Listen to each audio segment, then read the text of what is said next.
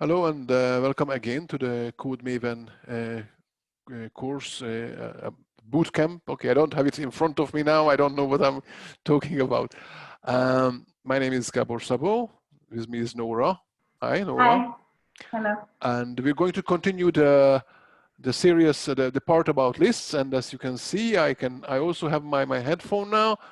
Apparently my microphone broke, or I don't know, maybe the next chapter, I hope that I will get back my microphone. Anyway, let me share the screen and then we can continue.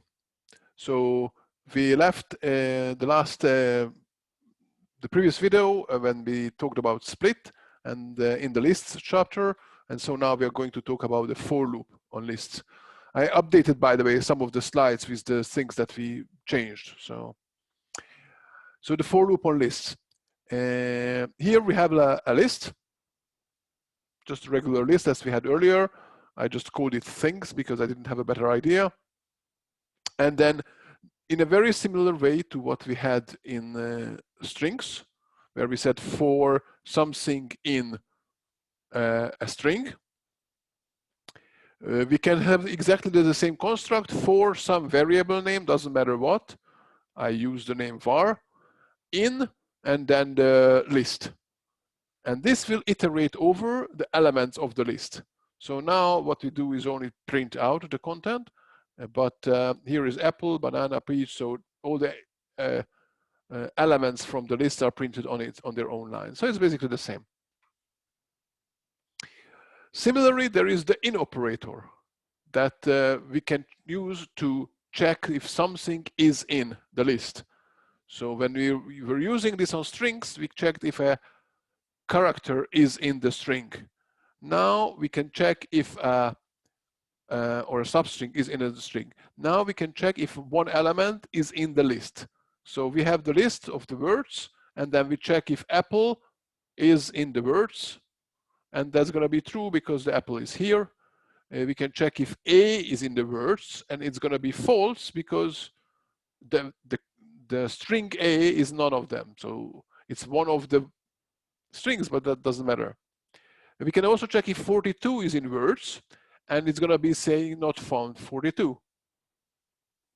And why is that?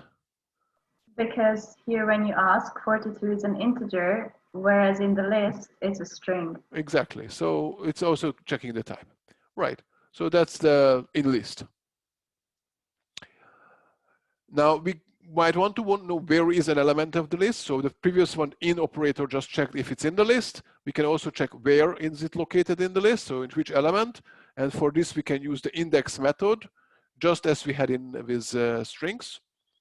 And it will return the location, and it will raise an exception, just as in strings, if you can't find the element.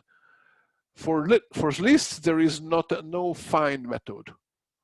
So the reason there is a find method in a separate find method in strings is because the underlying C library originally had this method. It wasn't called find, whatever, but it's there, and that was the sort of the method. But the library, so the C language below doesn't have this concept of lists, at least not in this way. So when Python added the index method, there was no similar find method. So this So in this case, if we are looking for, if we check if something, so for example here, if you'd like to check if Python is in the list, then we have to deal with this exception somehow, because we don't have the luxury of just receiving a -1 from the find. So one of the ways that we can do is that we check if the name is in the words, and only if it's there, then we call the index. A slight drawback here that this actually goes over the list of elements twice, basically, because first the in has to go over, and then the second time the index function itself goes over. It's usually not such a big issue that it's worth thinking about it. Okay, so that's in general, by the way. people are worried that some code might be too slow. And of course, you have to think about the right algorithm and the right thing. But in general, mostly our code works good enough. And the strategy should be to write the code the nicest way you can write, not necessarily the fastest. So don't have to think so much about fast, and then check whether it's good enough. If it's fast enough, then you're done. And then if it's not fast enough, then you can start thinking, how could you improve it? Trying to not make it unreadable or make it difficult to read. And I have some examples where we improve the speed, I don't know, 10-fold, 100-fold, just by replacing, for example, a library. And we can look at it later. Or there are all kinds of ways that we can actually improve speed very much. But first, every time you need to think about measure the thing. Okay, so there are tools to measure which part of the code is actually slow. Sometimes you would think that one part is slow if it's slow at all. Okay, and then maybe it's not even the case. Anyway, that's not really our subject. I just remembered it because of this duplicate code. There are various methods on lists that can make changes to the list. Actually, we saw the same things could be done also with slices. So we saw the slices and we use the slices, and these methods do more or less can be implemented with the slices. Okay, but maybe it's better to use the functions, the methods. So insert will insert element into the list. So we have the list of words, apple, banana, cat, and then we can say words insert as the second element, insert zebra. Okay, so it says apple, banana, zebra, cat. But I'm sure it's zebra or something like this in English. Okay, so it's zebra. Okay. In the other languages I speak, it's oh zebra. Whatever, doesn't matter. You understand it. We all understood, yeah. Yep. And so it's also you can insert as the first element dog. So the zebra came in the second element and the cat moved on. So it was pushed out to be it used to be the second, now it's the third element. Index 3, okay? So remember, these numbers are always the indexes, not the actual location. So when I say zeros element, that's gonna be the first element in the actual list. And everything else goes pushed out.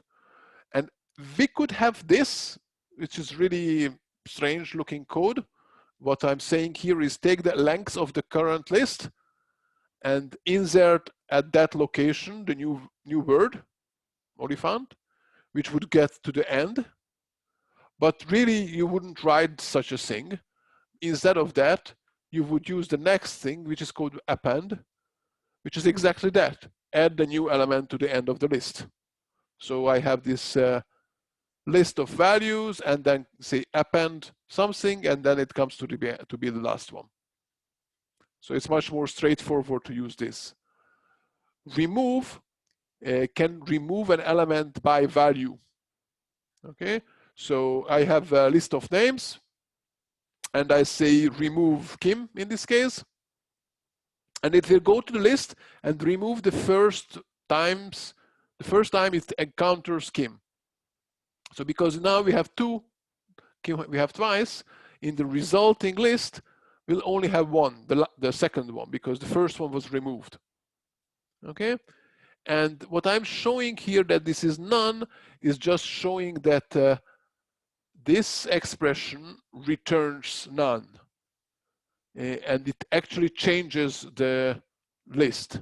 So as opposed to what we saw with strings, where a method would return the resulting string and the original string would remain intact, methods on lists actually change the list, and they rarely return something useful. Okay, because lists are mutable. Strings are immutable, lists are mutable. If I try to remove George, I get an exception here too, because George is not in the list. Okay, so it's just a regular way of Python saying something is not exactly, you didn't succeed. Okay, I'm not sure that I really like this behavior of Python because sort of, I'm not sure, but this is how it was decided that if something is missing, then it will raise an exception. Okay, so that was how to remove an element by its value. But sometimes you don't care about the value or don't want to deal with the value, would like to remove something by location. And that's for that you can use the pop method. So if you run planets, here we have a planets, a list of values, and then say planets pop2, then it goes to element number 0, 1, 2, which is Earth, and removes that. And in this case, actually, this expression returns something, returns the element that it removed. And the planets, the original list, became shorter because that element was removed from the middle. So you can use pop like this. If you don't give a parameter to pop, it will remove the last element. So you can say it's Jupiter, that was the last, that's what it was removed. Okay. So do you know why it's called pop? Yes. So there are these programming constructs, and we're going to talk about them in a second. There are two main, several of these programming constructs. One of them is a queue, and the other one is a stack. A queue is something that when it's like at the doctor's office, usually, one person arrives, gets to the end of the queue. I mean, in England, it's sort of standard that people understand what a queue is. So you get to the end of the queue, and then when someone's turn is the first person who arrived in the queue. So it's also called usually FIFO. It's first in, first out. Okay, that's the more generic term of it. The more human term is queue, and the stack is something that it's like think about that like a bag, I guess, that could also be used. You take an element, you put it in, and you take a new element, you put it in, and then when you want to remove something, is the last one you put in, that's the one that you can take out, because all the rest are below. Okay, and so this is a stack, and this is also a very standard programming technique. And in these stacks, when we were talking about stacks, the usual standard words were pushing and popping. So when it originally was pop without a parameter, I guess, that it was removing the last element. So it was looking at this list as if it was a stack, just this way. So putting append would put at the end, and pop would remove. Okay, and then later on it came out, okay, actually we could use the pop for removing any element, and then they just use the same method name to remove some element with an index. Okay. Soon in a couple of slides, we'll actually look at stacks and queues because they can be useful for all kind of programming, to solve all kind of programming problems. So this is pop, removes the last element. And right, if I try to remove something that doesn't exist, so an index that doesn't exist, I get an index error, pop index out of range. And if I try to run pop on, even pop without a parameter, on an empty list, I also get an index error. Okay, and saying it's an empty list. So it's different, not exactly the same error, but you get the error. How can you remove the first element of the list? So that's going to be especially useful when we are talking about queues. You can say pop 0, and then it will remove the first element. Okay, it will remove the first element and return it. Okay, so this variable will contain the first element, regardless of the name of the variable, of course. Okay. Because the fact that I called it first sometimes confuses people. You can put any variable name there. and then the names themselves will be shorter, one shorter. So everyone will move ahead one. Could you use pop to remove a sublist and put it in a different variable? I don't think so. I think pop removes only one element. Okay. So I don't think that could deal with lists. Right. But that's what actually the question. So your question was just answered here without the pop, so removing several elements of a list. Apparently, you are not the first to ask. So many of my slides were created because someone in my courses asked the question that I didn't think about. I had to give a solution, and then I added the slide there. So yeah, great minds work alike. So here you have the list, and then I say names 2 till 4. So it's actually element index 2 and element index 3. That's sublist because the upper limit is not included. And replace that with the empty list. And then now we got out those 2 elements from the middle. Okay? Wherever they were.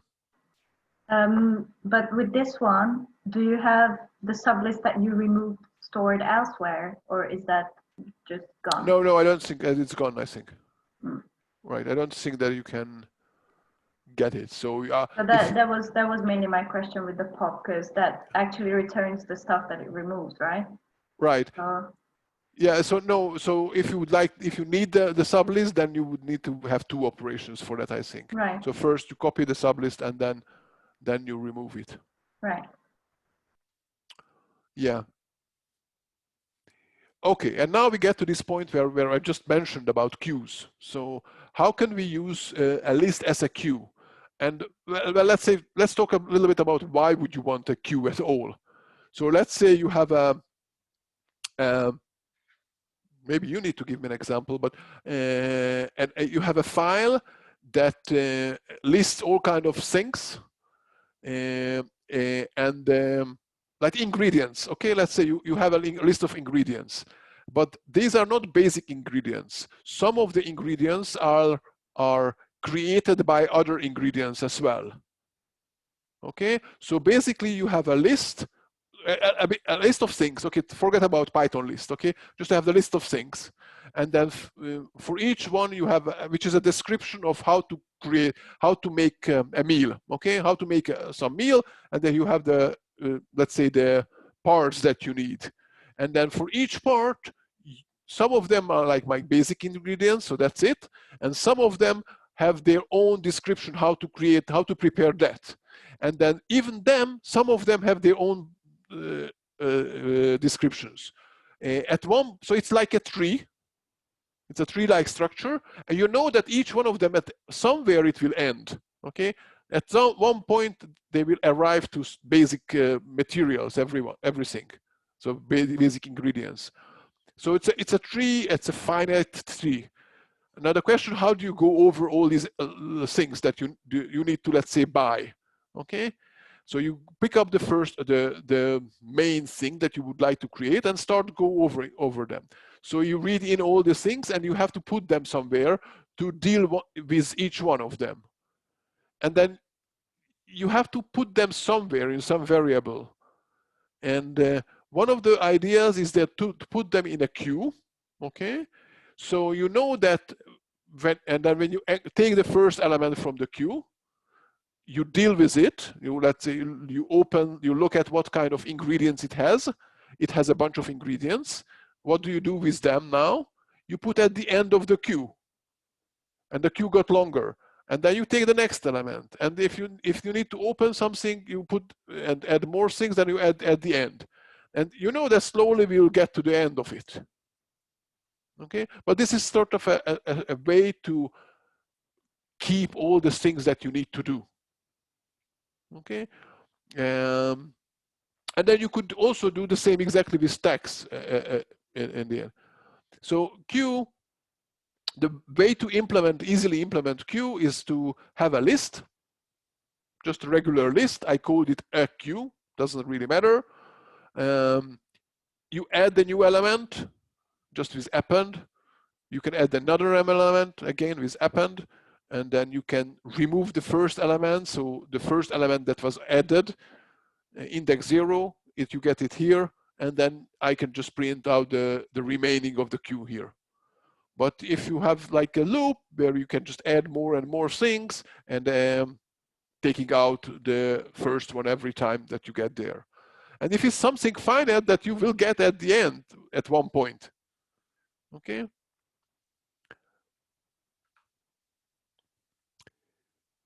There is a special tool in Python to create queues. So we can do this with regular lists, but there is a module called collections, which has a function called deque. This is with deque, and it can create you, it can manage your queue, okay? Probably the reason to use this is that it's probably faster than doing it with a regular list.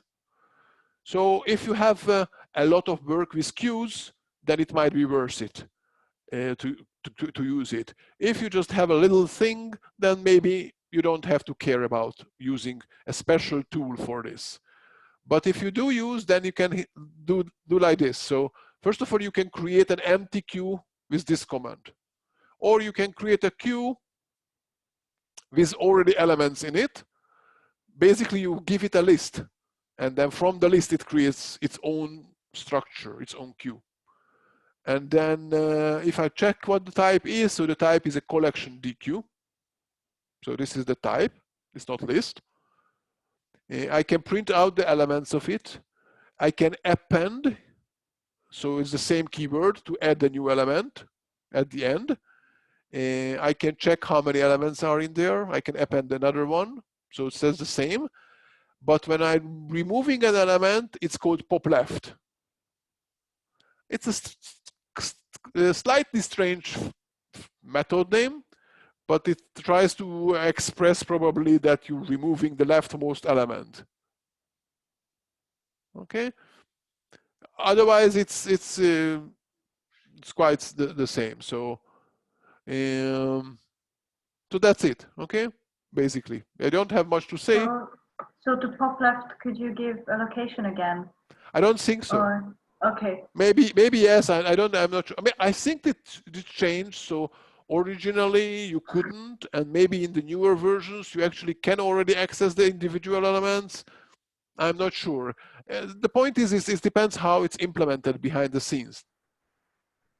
Right, but I mean it's a queue, so the important bit would be to remove the first. Yes, exactly. That you put in. Yeah. Okay.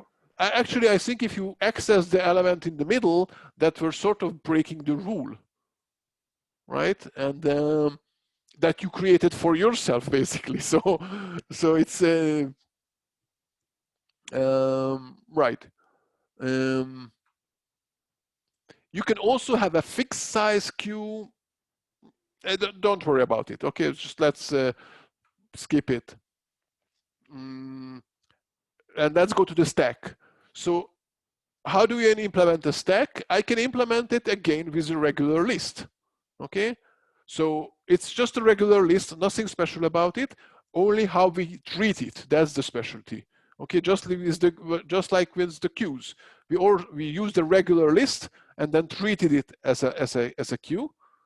And here too, the stack. So I have a variable I called stack. I can use append to add to the end. And when when I'm about to remove something, I use pop without any parameter, and it will remove the last element that got into the stack. Okay, and sometimes this is the better way to traverse a tree. So you want to go over the tree, you can use this as well. It just depends. So deciding if you are going to use a queue or a stack will change the order of things that you go through. And sometimes you prefer this, sometimes you prefer that. It all depends on the context. I don't have a special anything to say how to deal with things. Right. You can also use the same deque module to create a stack. So you would exactly use the deque to create a stack, and then you could use the pop method there. So it also has it has the pop that takes from the right side, and the pop left that takes from the left side, and depending on which one you use, it's either behaves as a stack or behaves as a queue.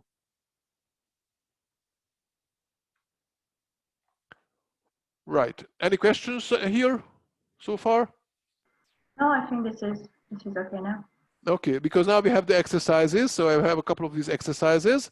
The first one is to create a queue, basically, to play with the queue. So basically you need to, so this is the interaction that I would have with your program. Your program would print out the colon. That's sort of the prompt that I know that now I can type in. I will type in the names of the people or whatever who entered the doctor's office. And then the doctor would say N, would say next. Okay, basically saying next. And then the program will print out the next person, which is Foo, because this Foo arrived the first. And if I press N again, I get the next one. Okay, and now Peter arrives, so gets into the queue. And next we'll say Moo, because that's the next person. If I say next again, it's Peter. If now I say next again, then it says the queue is empty. And then there can be other things like, I think S show the current number of elements in the queue, and X we just quit the queue, quit the whole application. Because just because the queue is empty, it doesn't quit the application. Okay, so you probably need an X to be able to quit the application. Okay, maybe I should probably show them these examples here in the example.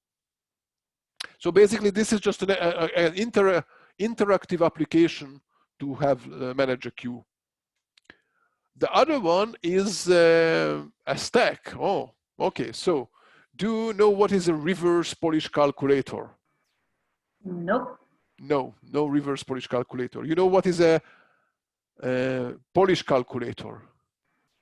No. Do you know what is a calculator? Yes. Okay, good. You can start with a calculator. So normally use a calculator. Let me try to draw again. Where do I draw it? Annotate. Yep, here. And I can, let's say, yeah, different color. 2 plus 3. Wow. Well, it's really strange to write like this, okay? So this is a mathematical expression. And this is how you used to write. You put in the operators between the operands. And then you, in order to calculate this, you have to remember the rules.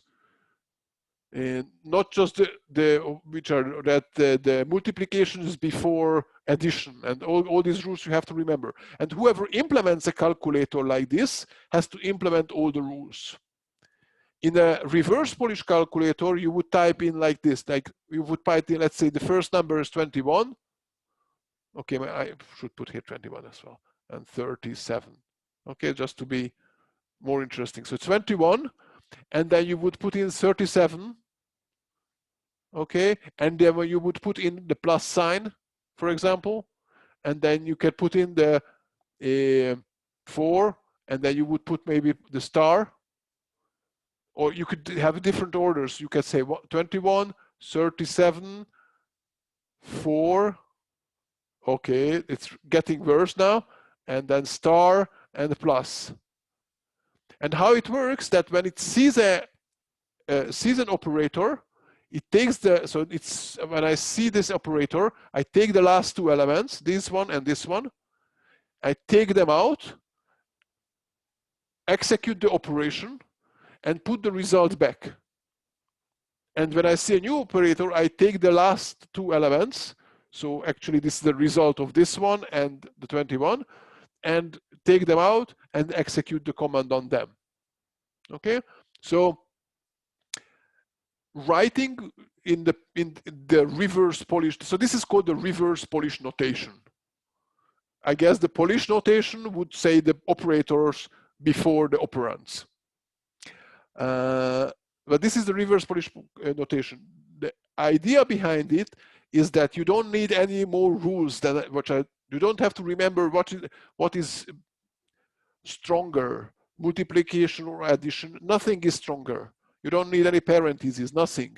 You just always execute the operation on the last two elements. Okay, so once you wrote it down, it's obvious how to do it. It's very simple to implement. And it's a little bit harder to write, but primarily because we are not used to it. I'm quite sure that actually, if you use an actual calculator, in many times what you say is some number, enter, some other number, enter, and then you press the operator. I don't know, at least in some calculators, that's how they work, right? So it basically is the same idea. And this implementing this in a stack is like the ideal thing to do, because you receive numbers, you just put them in the stack, and when you receive an operator, you can take out the last two elements, execute the operation, and put the result back. And then again, you get something, it's a number, you put the stack on the stack. Operator, you do something. That's it basically. And then let me clear this now. And then the next one is the MasterMind again. I hope that by this time we can already solve it. I just put it here. I didn't think too much when we were when it was earlier. So let's see if you can if it's already if you have learned enough. I think yes, because now we have lists and all these things, so we can access the specific elements. We can go over a list. I think we can already have that. You have that knowledge. Of course, implementing the MasterMind, even this one, even the part when the computer thinks, is not easy, and implementing the other part is quite difficult. So it might take some time to implement. It's a good way to think about stuff. Any questions? No, I think this was kind of clear for now. I'm sure when I do the exercises, some questions gonna come up. Okay, so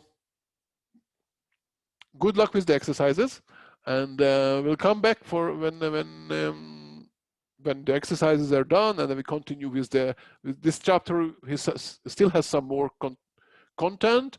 List is a big subject, and then we continue. This is sort of the peak of the course, and then the dictionaries is also still quite big, and then we'll have shorter chapters, I think, later on again. Okay, so bye bye. See you.